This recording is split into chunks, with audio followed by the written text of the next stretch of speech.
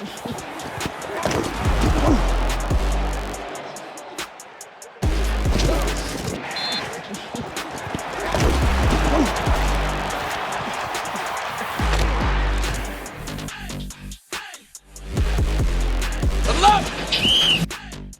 to Huddle Up. We are back with another episode. With me, as always, Rob Clock. And today, our guest, Joel Gamble, played in 2000 through 2004. Yes. And tight end, all conference tight end. Joel, welcome. Welcome, Joel. Thanks for having me. Thanks for having me, fellowship Raiders. I Yes. appreciate you guys having me on and giving me the opportunity to talk to our alumni and those young folks that are still playing that ship. Oh, yeah. And there are a lot of folks listening, so I appreciate it. Hey, Nice. man, so talk about those early days. What brought you to ship, man? And how'd you get out there and what was it like playing there in those 4 years? Sure. So, of course, I'm from Baltimore City, born and raised Baltimore, Maryland. And I was recruited heavily by, several Division I schools, but I got injured my senior year. And so, a lot of schools shied away from giving me an opportunity. But Shippensburg came a knocking. And at the time, Coach Jeff Nixon, Hmm. who was the running backs coach, he was actually slated to recruit in my area, and he, visited my school. Definitely, was able to befriend my family, and he was just a great overall guy.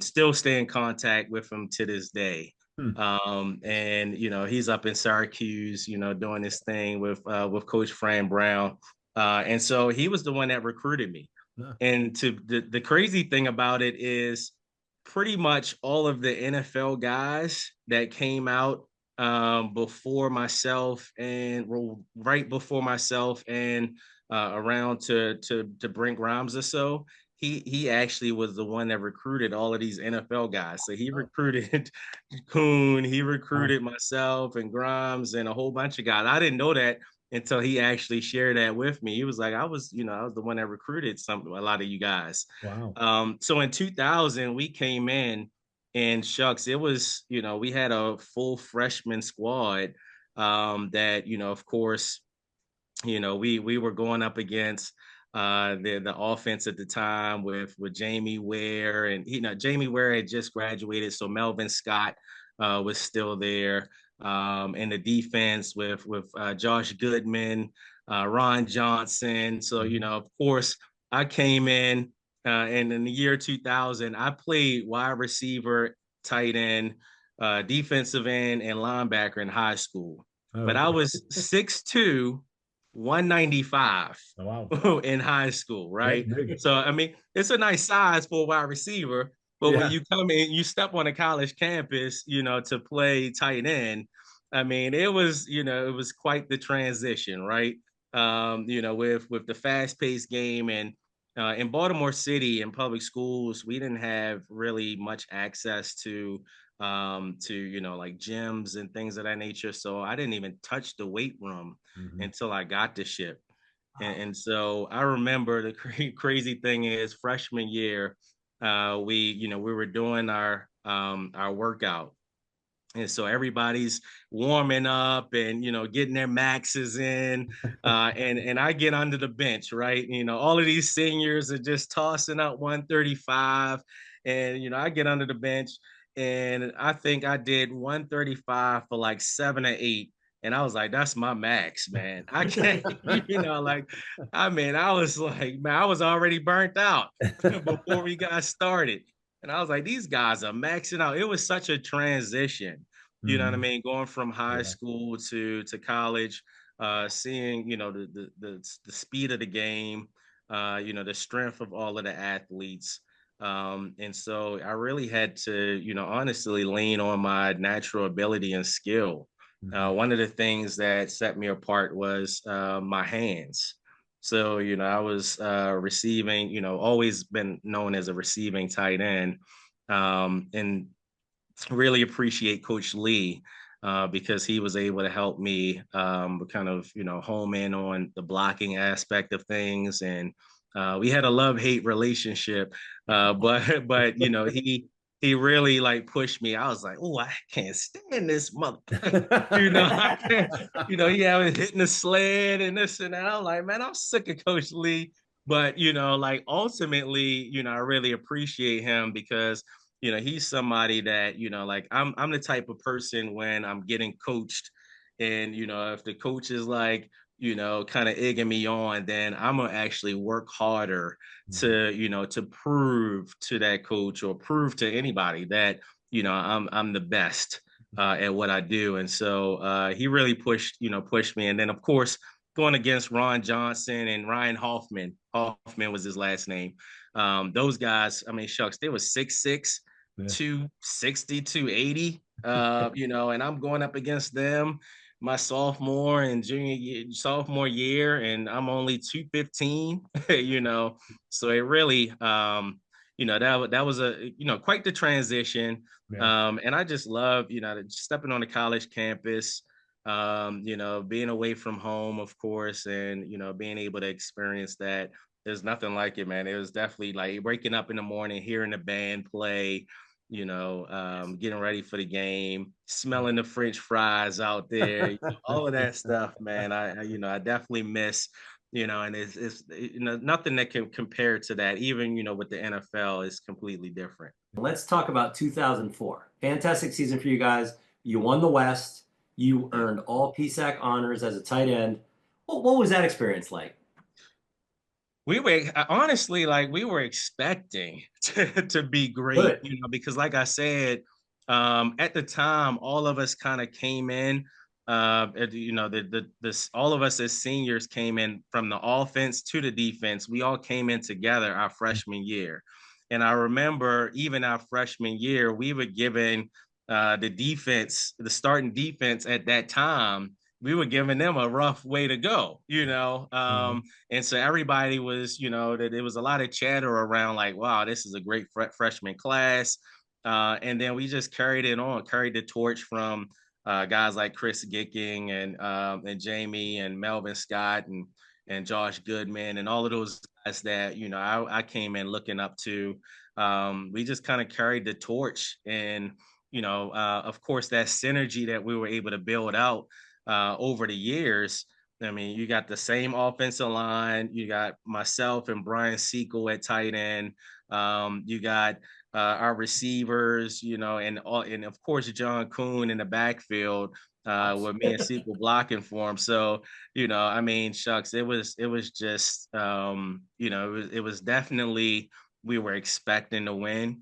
Of course, that IUP was always like our kryptonite. Yeah. I don't know Yeah. what it was, man. But when we went up against IUP, it was like, man, they were like our kryptonite. But that season was amazing. That season was amazing. We went to the playoffs. Got to the second round of the playoffs. It was a tough game against Westchester. We lost at the, pretty much the last seconds of the game. And so, I remember making a block when the quarterback was scrambling, I knocked off the guy's helmet, and I mean the crowd went wild. It was a crowd at the time. Football has changed tremendously these years, right? So if I was to do that now, it would be flag, and you out of here. So at the time, I had peeled back on the linebacker, knocked his helmet off, decleated him. I still have it on like film too, and then maybe like a play or two later, I scored a touchdown, and so we were close to the win, Mm-hmm. but we got beat. But that was a tough defeat, man, because we were expecting to go like we really thought that we were good enough to really get to the Division II championship, and so that was tough. And then it was like, man, football is over. Yeah.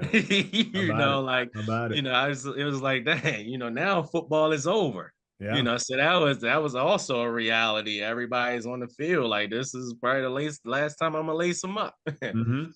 Yeah. Yeah, we had the same experience. We played into the semifinals, and that was the only game we lost that year in '81. And then you lose that last game, and yeah, you're walking off the field just going like, I guess I'm done with football, And it's just like Yeah. it Yeah. comes too fast. It hits you It, fast. it does. It It's does. a shocker. Yeah. Now you were playing for Rocky, right? Yeah. What was that Yes. like? What was he like as a coach? What kind of influence did he have on you? So Rocky was, he was such a kind heart. He was I would say he was a great coach. He really pushed us to our potential. And I remember, he always would look to me, even though Kuhn, was ultimately he was the star. But when we needed a third down catch, he would be looking my way and, kind of give me that eye like, we coming to you, we need you, and so always encouraging, always, there for you to have the conversations, and definitely a great coach and motivator. So love playing for Rocky. Rocky actually gave me an opportunity once I graduated. I was a coach, coached the tight ends for a year as well. And so during that time when I was coaching, of course, I just was like, man, I got the bug. I'm trying to teach these guys, what I was able to do, with ease. And so I was just like, man, I still got something left in the tank. Hmm. So I remember going actually in Rocky's office and was like, hey man, like I still want to play. I still want an opportunity. I didn't get drafted and things like that. And so he always had his office door open, for players to come in and have a conversation with him. And so he was just like, all right, well, I'll go ahead and call. At the time, he had a couple of contacts with Arena Football. And so, he was the one that actually put in a few calls for me to get an opportunity with Arena Football that, of course, kind of propel, opportunities for me to actually make it to the NFL. So always grateful for Rocky, and definitely, shout out to him and, and the way that he, just always would stand up for his players. And I remember, on those Monday campus runs, he would be on the motorcycle riding around. And I mean, we were struggling, struggling, to run the campus with full gear and helmet on. And, he will always be running, riding around, checking on us and all. It was hilarious. But yeah, it was definitely a great guy, great coach all around. Well, and actually, it's a great segue because you talk about realizing it's your last game and Rocky maybe helping out, but that leads right into our next question. You did make it to the next level. What Yeah. was that experience and that journey like going into the NFL? So the journey was a long journey. It was a long, very lonely journey because when you think about the NFL, a lot of people think that it's so far, it's like up here and it's so far away from, what you don't see many people, reach and accomplish that goal. Right. So a lot of people don't think that it is even obtainable. And so I always, realize that, and even more so in my upperclassmen years, I always realized that I had the skill set to be able to play, but just needed the opportunity. And so even more so, after arena football, I came back to Baltimore after one season and started training with my trainer Troy Jones, who is a world-renowned athletic trainer, and he has multiple guys that have gone into the NFL and other sports as well. And so I started training with him, and really started to change and transform my body Mm. to what it was when I was in the NFL. So that 250, how it looked when I graduated at Ship was completely different from how it looked when I got to the NFL and my first Interesting. shot with the Eagles, right?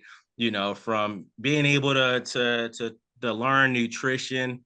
Troy was very instrumental and teaching me, the nutrition side of things. He got me so much more explosive than I was. And so, it just was like night and day, learning and training properly on how to get to the NFL. You know what I mean? Like he really would homed in my skills. And when I got that opportunity, 5 years later, by the way, after graduating from SHIP, I didn't get to the league until 2009. Oh, okay. So, like I said, it was a long, lonely journey. Yeah. I had, plenty of tryouts for NFL teams. Scouts would tell me that I wasn't good enough, wasn't never going to make it. Hmm. Family and friends, was like, hey, you got your degree already, just go ahead and get a job. Yeah. You're still chasing this thing, you're 5 years in, with this journey of trying to make it to the NFL. Like, not too many people make it.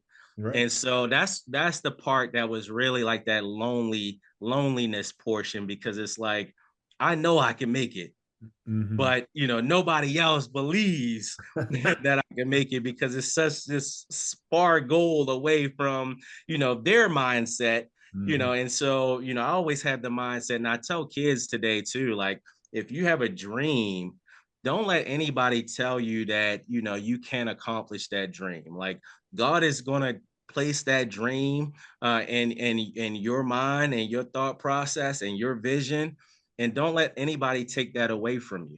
And so that's one thing that I did. I stayed, focused.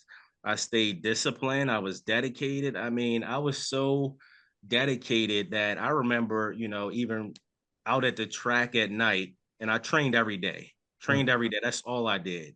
Ate right, trained every day.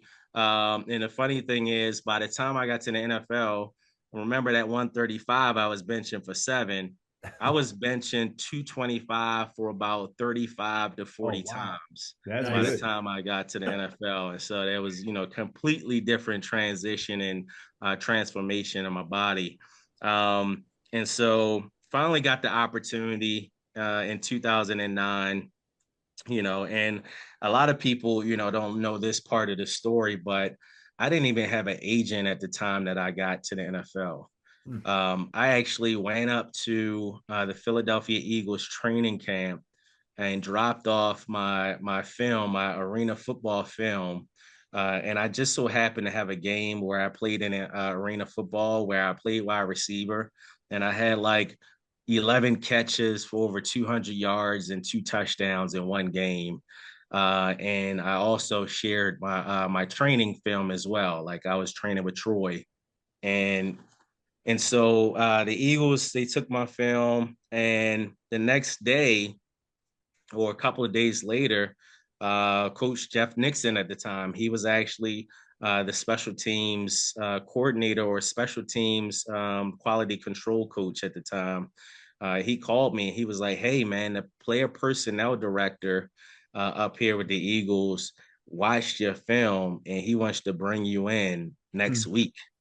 And I was like, holy shit. Like, I'm like, oh, wow, this is like, it was such a joy I bet. to finally get that opportunity that I've been working so hard for 5 years. And so went up to Philly, and this was during training camp. Went up to Philly, and there was 2 other tight ends there. Of course, those other tight ends came from bigger schools, and so one was from BYU, one was from like Texas, and me and the guy from BYU were battling it out. The guy from Texas, I think he dropped one pass, and that kind of X'd him out because me and the other guy didn't drop anything the whole time we were actually working out for them. And I mean, they put us through the gauntlet, like sideline catches, crossing routes. They wanted to see, how we moved, how we ran routes, all of those things, how we caught passes. I had a wonderful workout. The only thing that set the other guy apart from me is, of course, that the larger school, and then that he was around 6'5". Mm-hmm. And so, of course, the NFL is always looking for, for taller guys at tight Yeah, end, metrics. Yeah. 6'5", 6'6" range. And so they ended up signing him. Mm-hmm. And so, I didn't get signed that day. So, I went home and they were like, "Hey, you're on the short list. We'll let you know if there's another opportunity." And I'm like, man, like I went home, I cried. I Right. just was like, man, this is I'm this Mm-hmm. close, Mm-hmm.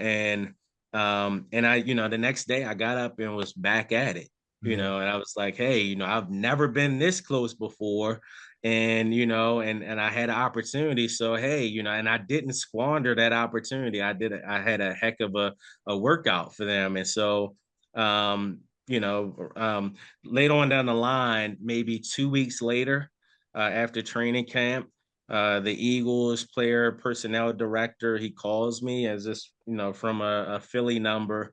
I was actually walking out of Detroit's gym from a workout, and calls me, and I answer the phone, and he's like, hey Joe, this is, Philadelphia Eagles. At the time his name was John Sandusky. And so he was like, hey, this is John, just calling to see what have you been up to? And so I was like, man, I've been working out. I've been working out. All I I'm haven't doing. been doing anything but working out. I want this opportunity. And so he was like, all right, great. Well, and he, asked me a couple of off field questions of what I do, outside of working out and things like that. And at the time I was 27. So, I was really, when I say focused, I Mm-hmm. wasn't doing anything but focusing on my goal and my dream.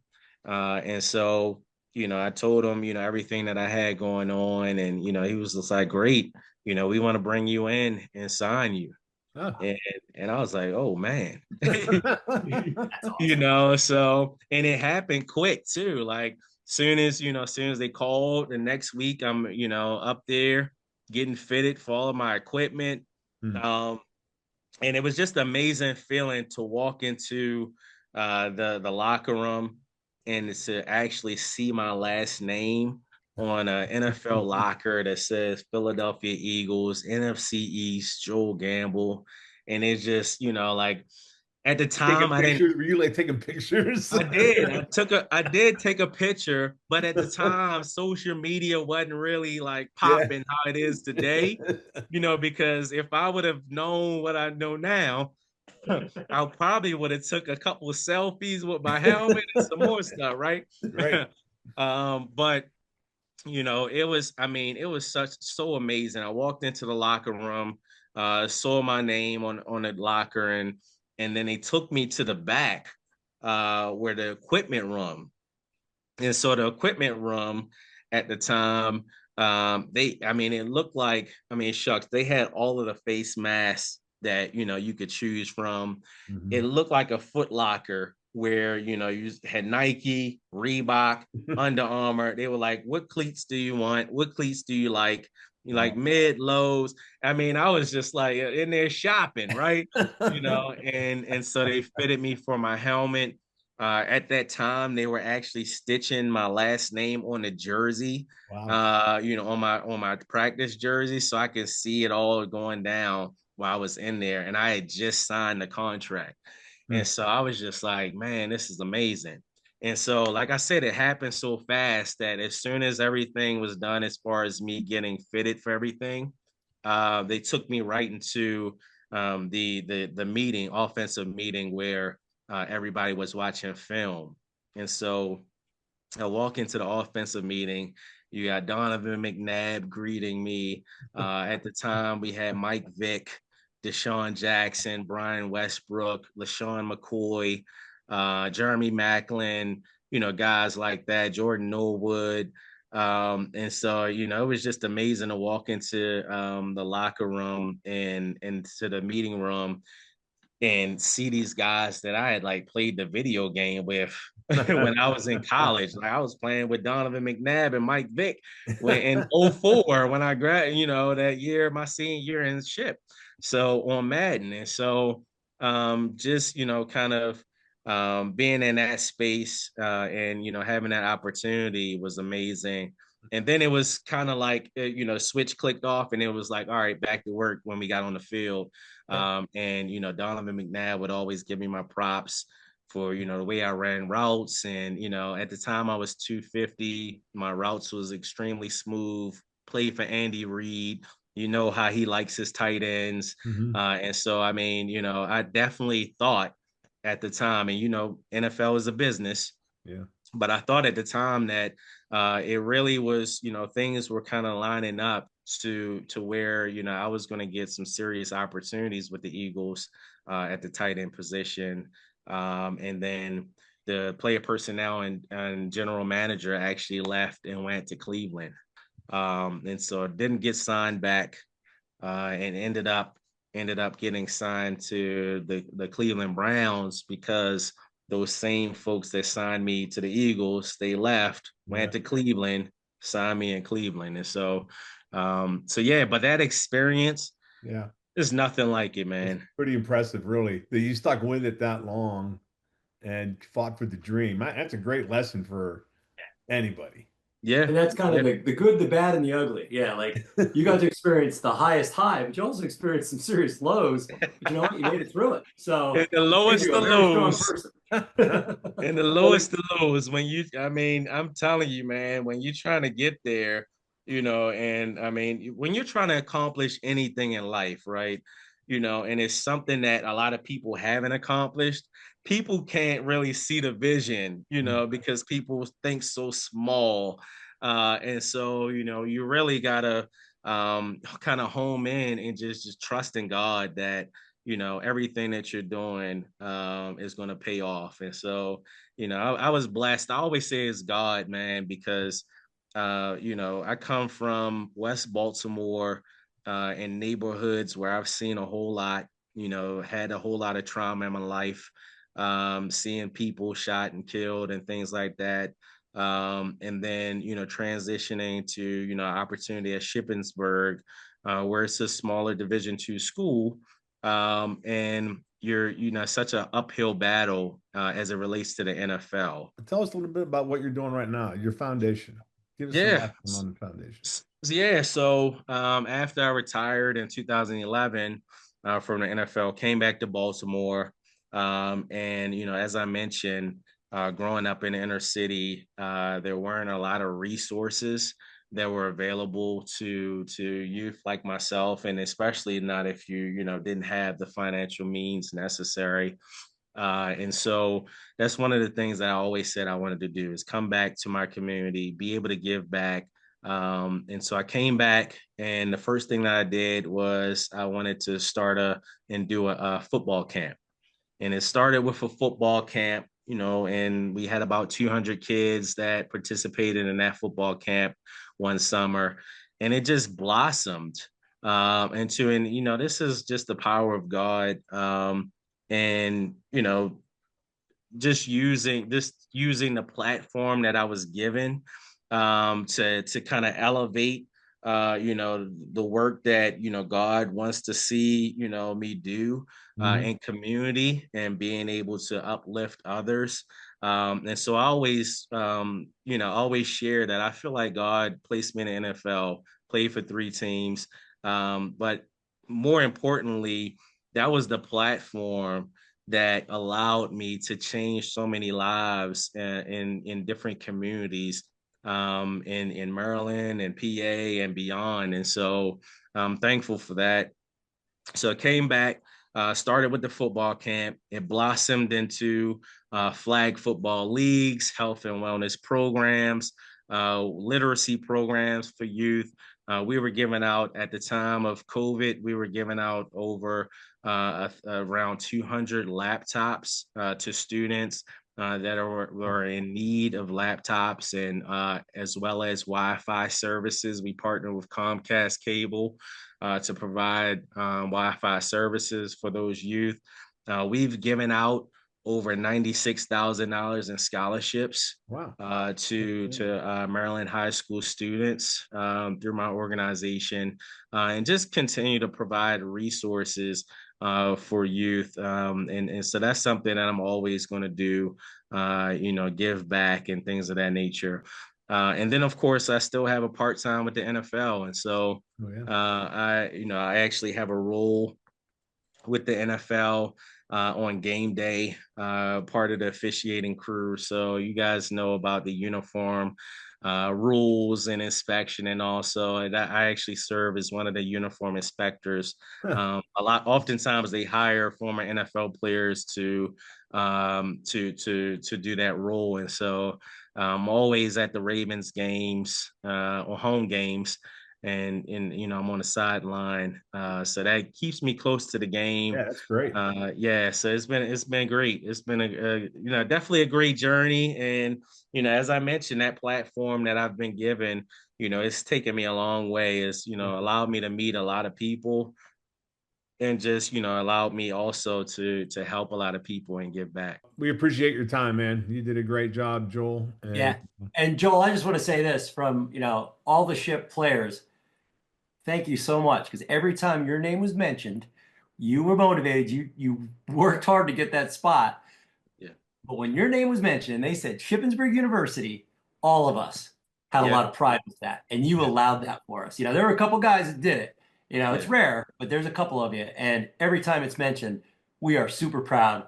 Thanks for doing that, brother. I appreciate that, Rob. I appreciate that, man. And seeing, and the crazy thing is I got a picture that says, like one of my first games when I was playing, I have like a picture that has like Joel Gamble 6'2" to 60 or whatever, and it has Shippensburg University under that, when the TV after my first catch. So that's amazing, just and I remember when I first signed too, some of those younger players that were still at Ship, and a lot of people saying, "Oh wow," reaching out to me, and saying, "Hey man, good luck," and really, rooting for you and all of those things.